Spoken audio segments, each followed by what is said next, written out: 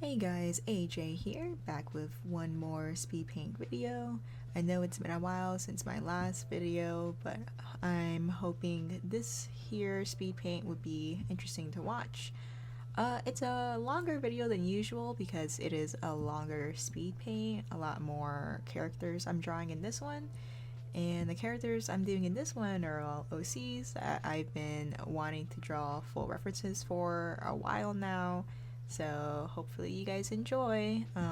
Yeah, and so buckle up for about 30 minutes of me rambling about my individual OCs. Alright, on to the video. So starting off, we have my first roleplay OC, the lovely Chiru Hermana. He was my first character and like my first big fandom OC. We all have that big first one, the one that we cherish a lot and kind of was like a little cringe, a little unthought about, but you still have a special place in your heart for them. That is Chi. He's such a silly little guy, my little mechanic, my little high school dropout. Local man has daddy issues. That's the best way I can put Chi. Not only does he have daddy issues, of course, he has mommy issues as well. But as the saying goes, you can't have mommy issues if you don't have a mom. you know, Master of Blood that wanted to go to school to become a doctor, use his powers for a good reason, but because he's a little poor, he never got that chance, unfortunately. At least he got a boyfriend out of the whole ordeal, so I think that's fine. He's living his life now as a, good mechanic man. The next character in line is Sunny Williams. She is the oldest daughter, has a younger brother, shout out Moon, and she is currently a barista in the current timeline.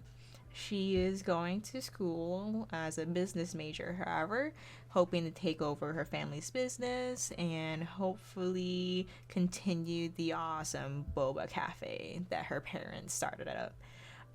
She does have her own unique set of powers. She is the user of Moonlight. She gets energy and other powers from absorbing the light from the moon.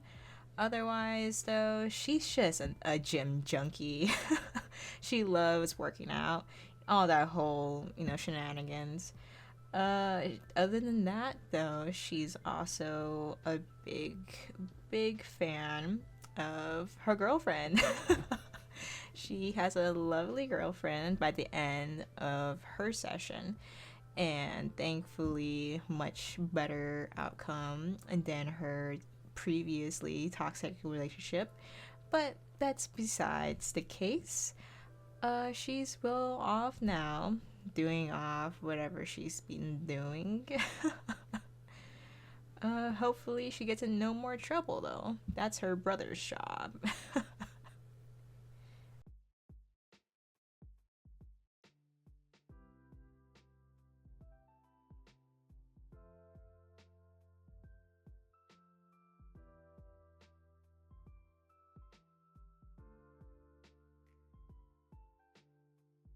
Next character up is Bridge Louise Park. I love this man. Definitely do not have a bias when it comes to this character. Shout out to Mads, you know why. Anyways, Bridge is a hacker slash streamer, mainly known for just, being that kind of funny, kind of charming YouTuber who does random stuff on Twitch. That's basically what he does. Originally, he was created actually to be a hacking program used for the Korean government. Yeah, they kind of lost him in some kind of event, so now he just kind of does his own thing. you know, using his powers for good, for the most part. He originally, well, I wouldn't say originally, he is based off of a human who had the same appearance, same name, and was created in that image by his mothers, the two moms who also created him as what he is, which is a humanoid program. That's the best way I can describe it. He's kind of lived his whole life not really knowing why he was created the way he was, mainly because with some other shenanigans, him and his moms lose touch and they don't even know that they exist anymore, both of them. Um, but for now, Bridge is kind of occupied with doing his own thing, which is a lot. It depends on the universe that you find him in the weekly. All right, next up we have May. Just May. I have actually never chosen a last name for her, but we're not gonna get onto that in this video. May is a spirit maiden, and what those are basically women who are chosen to cleanse and kill yokai in this universe. And she is the summer maiden.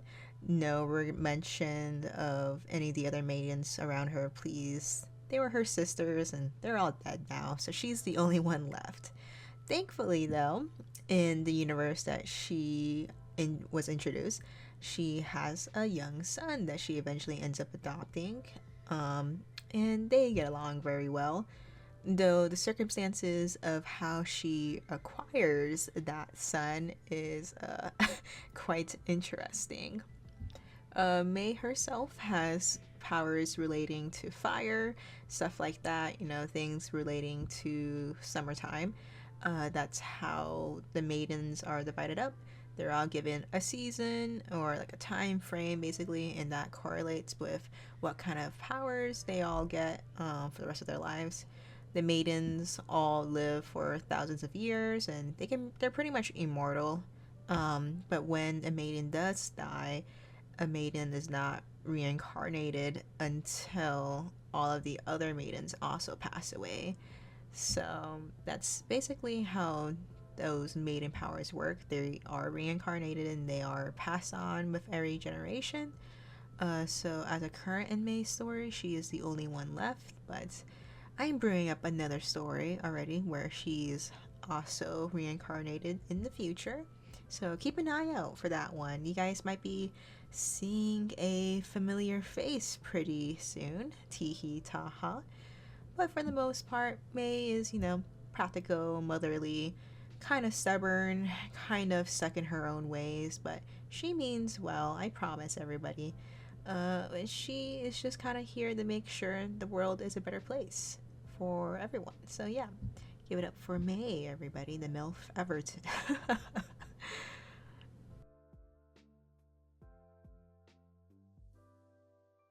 Next up is Akira. Once again, no last name, but that's not really important right now.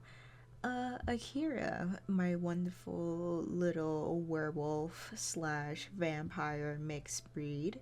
He is honestly one of my more simple OCs. He's just kind of vibing. Akira is part of a goth metal band called the Red Sun.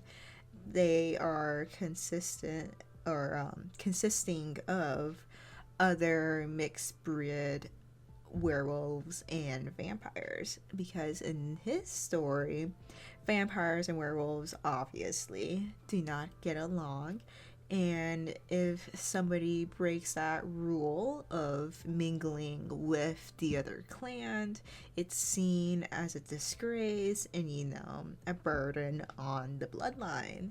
So anyone caught, you know, making a fuss with the other clan is executed, and the child that may result in the relationship is also given away to the humans, essentially, because that child does not belong in either world, and neither do humans. So that means they can just toss that child away, and they don't have to think about it anymore.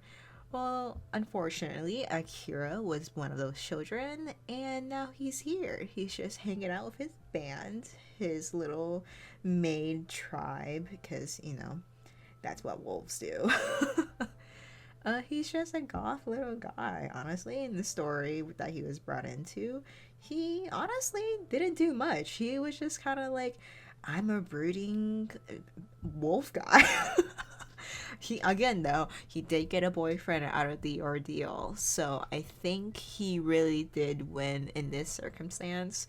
Good for you, Akira. I love you. Keep on rocking. Oh, and if you want to know, he plays an electric violin. And yes, that violin does come into play later on. That's a special tool we'll use for later. Moving onward, we have Princess Opal von Valois. She is the princess of the kingdom of Laprida, as well as the head knight and the master of metal. I know, she has a lot of titles. Perfect for the kind of woman she is, though. So, Opal was adopted into the royal family at a rather young age after it was discovered she was the next user of metal. In Lapida, the user of metal, that power is passed on from person to person at seemingly random. But the randomization is always determined by who the power believes is the most capable ruler or the most capable person of having this power. It's a very sentient kind of power. And Opal just happened to be the orphan that power chose for this generation. So once she was adopted, she was quickly, given knight training, given, the royal treatment, all that kind of stuff. And, she's a bit rambunctious, a bit charismatic, a bit of a jokester. But overall, she is what a stereotypical princess should be: very kind, graceful, strong, and hard headed. She wields a very large weapon, a sword called Excalibur. Every user of metal gets an Excalibur once they are chosen, and each Excalibur is different depending on the user, and hers just happens to be very, very huge. I love the comedic effect of having such a tiny woman carry such a huge sword around with her.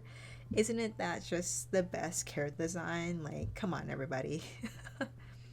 Regardless, as of now, this design is when she first appears, of course, in her princess outfit, her princess self.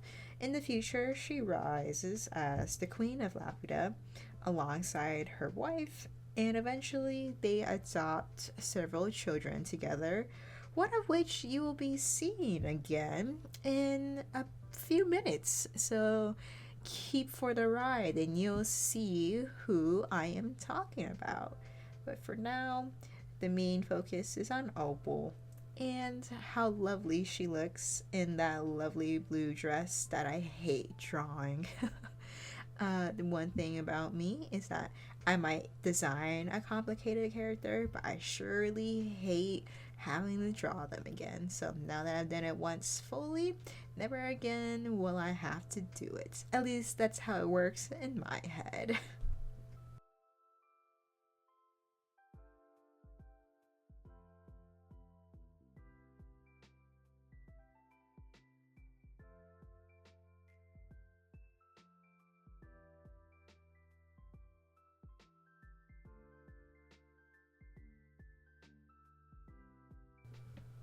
And last but certainly not least, of like the first 10 OCs, is Yuna Ing.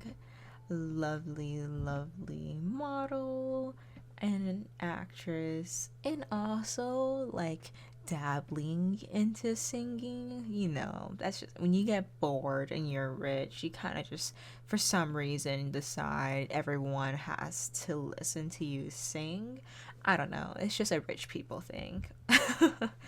So, Yuna, her stage name is actually Angel. That is exactly something I imagined, kind of like a stuck up, pretty, but also kind of like obnoxious, lovely, beautiful woman would choose as a stage name. So, take that as you will. Yuna is actually medically blind after an incident involving her powers. She has poison powers that affects all of like the digits and any surface on her skin. So it makes it extremely dangerous to touch things with just her bare hands or like her bare feet and all that kind of stuff. So, when she was younger and unable to control her powers, she accidentally blinded herself with her own poison. It's something that happens in her family more frequently than you may think. But for the most part, she was just a happy little ditzy princess of sorts. Speaking of princesses, up next we have Titania. She is obviously based off the fairy queen, but for right now, my girlie is just a princess. She is the princess of the fairies, though, of course. Can't get rid of that name reference. Being named Princess of the Fairies, she's currently the only living ruler of her kingdom. Her father has been in a bit of a comatose state for the past few years, and she's been doing her best to rule the kingdom without his guidance. She's a bit naive, and honestly, she would love to be doing anything but ruling the kingdom right now. But unfortunately, life has different plans. She has the power of illusions, and that's something that gets brought up just very vaguely in the session she was brought into.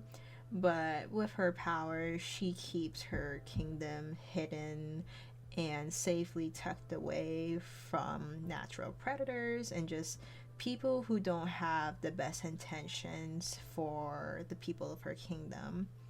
And that's how that kingdom has been kept safe for generations, is that that power of illusion is passed down from one ruler to the next. Titania, though, when she's not busy just being the queen slash princess that she is, she loves writing and making stories, and she really wants to just be a horror storyteller, honestly.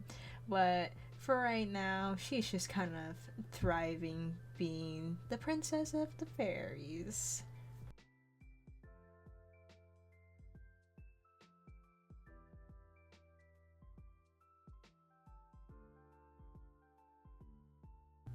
Moving on from my wonderful queen, we have the very equally problematic king right next to her. So sorry, Titania. There's an ugly bitch next to you. So this lovely little twink to the side here is Moon Williams, but he's better well known as Moon Chandra in this universe. In this universe, Moon is an assassin sent on a hit on a man that would soon become his love interest. You know, that's not a problem at all, I assure you. And, you know, the thing I love about Moon, my slutty little king, is that he is there to not only solve issues, but he is there to create a bunch of them. You know, as a twink does, you know, can never trust a man with a skinny waist. Or at least a waist that small, my goodness. Besides that, though, he has the power of sunlight, despite the name, and he gets energy from sunlight, being able to store it, just like his older sister, Sunny, if you remember her from earlier. Uh, Comparatively to Sunny, however, Moon is a lot more playful, a lot more flirtatious, a lot more willing to socialize and kind of be a social butterfly, if it weren't for the fact that he's an assassin, killing people for money, he would be probably a pretty popular guy, a pretty nice guy, Unfortunately, in this universe, I have decided that they deserve to suffer instead, so here we are. uh, but yeah, I love this little man, little slutty man, my little rat bastard, as I like to call him. He really is here just to kind of cause issues. Sorry, everybody. But shout out to that Kai Nirun little polycule kind of situation. You guys know who you are. Yeah. He surely did not cause any issues from anyone in that group or whatsoever. Uh, let that little twink go and cause some issues. Sorry, guys. I'm sure he's still a fan favorite. Promise you guys that. Well, at least comparatively compared to Moon, his more beautiful, graceful, and serious sister is here to unfortunately clean up right behind him. Sunny in this universe is known as Sunny Chandra, not Williams, and she takes her job a lot more seriously compared to her little baby brother. She is very cold, very stoic, very calculating, and somebody might need to tell her to relax because, girly, trust me, it's not that serious. Well, according to Sunny in this universe, she takes everything very seriously, and as you can tell, comparatively, in everything where I draw both Sunny and Moon in this universe, Sunny is always scowling, very angry, very upset, whilst Moon is taking this very nonchalantly, very relaxed compared to his sister. It might be because of the difference of how they were raised, even though they were raised by the same mother. Let's just say that both of them have their fair share of mommy issues, but one goes a little deeper than the other one, and then, it gets a little hectic between all of that and also killing people. But fortunately for Sunny, she manages to get a much, much healthier, quote unquote, relationship than Moon does. Sorry about that, Moon, but everybody knows that whatever you end up into ends up being kind of a problem. So, yeah. Thankfully for Sunny, or well, unfortunately for her in her personal scenario, she has to be there to clean up after her little brother. As much as she hates having to clean up after him, she still loves him regardless, even if he is a pain in her ass. But isn't that all little brothers? Speaking of little brothers, we have the most little brother OC I have, which is this poor little wet rag of a guy right here. Remember how I said there would be a familiar face from Opal's side of things? Well, here he is. Excuse how long this little guy's name is, but here is Keon Ravina von Valois. This is Opal's youngest child and only son. He really is just a little guy, I promise, guys. There's nothing weird or strange going on about him. He's just figuring himself out and trying to see where he fits in this world. But regardless of all of that, Keon is the Prince of Laputa, or at least he was. Spoiler alert. He has a power dubbed Power Roulette in his current storyline. And whereas he is able to take and absorb other people's powers and use it as his own. So, as a result, he has quite the arsenal of powers under his belt, but because of his circumstances, he's actually unable to control how to use them. He has a very difficult time in using any of the powers that he has, and honestly, would rather not have any of them. And that is where a lot of his struggle and a lot of his rather unique problems come from. But overall, he's just a little guy. Look at him. He's so cute and small and innocent. Oh, I love you, Keon. Kiss you on the cheek. Mwah. Anyways, moving on to another familiar face, we have Persis.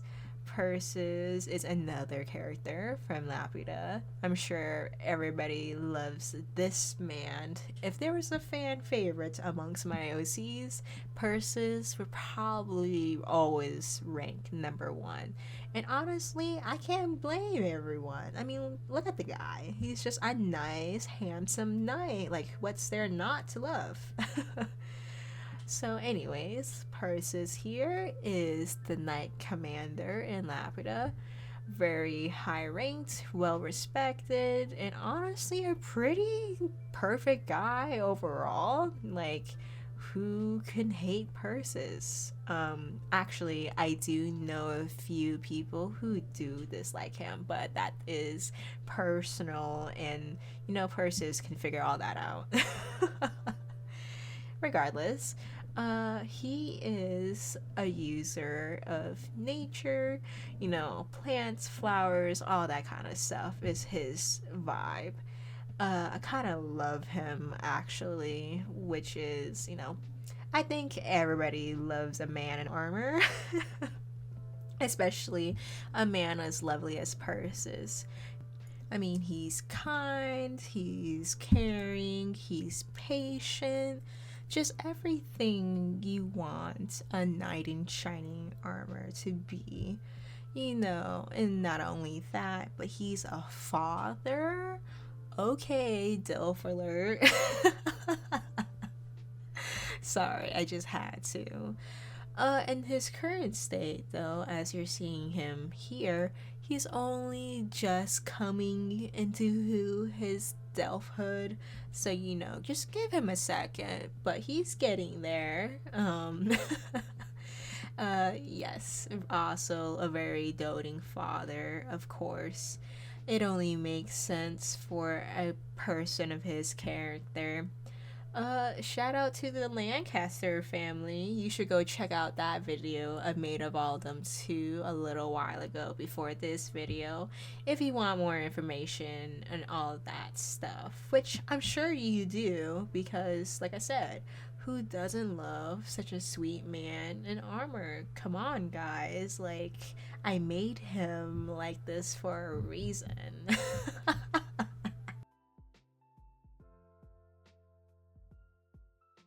Now, from one fan favorite onto the next, we have, I would say, the most crowd pleaser OC I have, which is Ryunosuke Yasuda, or hey, Ryu from the Yakuza, as some people would call it. I love this little butch fucking mask Yakuza lady so much. Definitely one of my favorite OCs I've made in a while. Probably because I love butch lesbians. I love mean lesbians. So that's Ryu in all shape and form, and that's her. Ryu is the head of the house of the Yasuda clan, most well known for their distribution of like drugs and stuff, like whatever gang members do. I don't know. I don't know anything about that life, but what I do know is when I see a beautiful butch woman, I can't help it, okay? So Ryu is also an elemental user of smoke. Who would have guessed it? I'm always drawing her smoking like a little too on the nose, don't you think? Anyways, You know, Ryu, she's pretty cold, stoic, a bit mysterious, a bit flirtatious. A bit is putting it kindly, I guess you could say. She's also, you know, can be very serious, can be a bit of a serious maniac, but overall, he's like friendly, nice, and, you know, hot and sexy as needed be, because, you know, if I'm not attracted to my own character, then like what's the point? That's slash half joking there, guys. I promise you, I don't make OCs with just the premise of wanting to find them hot. I promise. It's just that, you know, a good OC of mine, personally, I would say they land on the like A tier of attractiveness for myself. Sorry about that.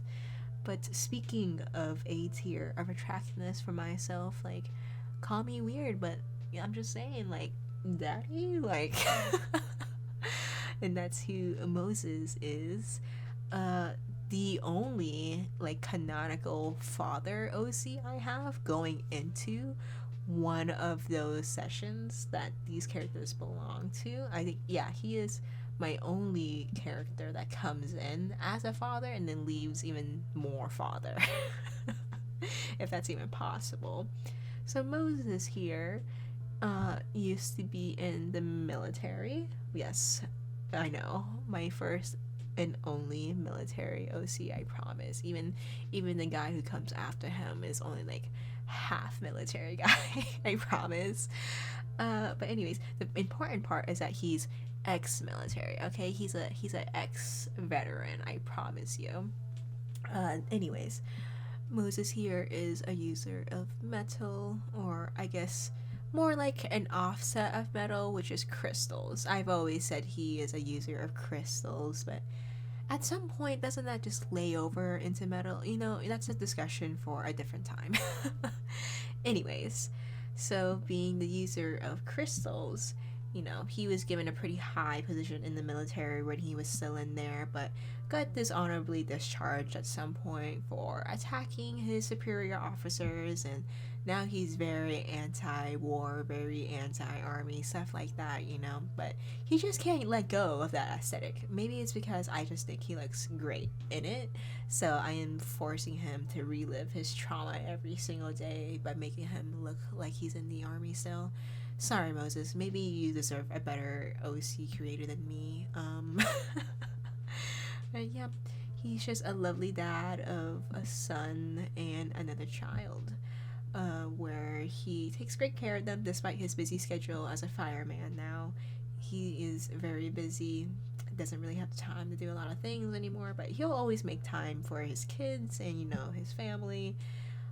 He does his best to take care of things, but you know how old men can be sometimes. You gotta be old, stoic, and mysterious, and can't let anybody else take care of you. But yep, regardless, that's Moses. Great guy, great father. Can be a bit of a hassle to deal with though. But regardless, yep, that's the video. I hope you guys have enjoyed, and thank you for listening to me ramble about my OCs for almost 35 minutes now. So very grateful for you guys, and I hope to see you guys for the next video. Bye bye.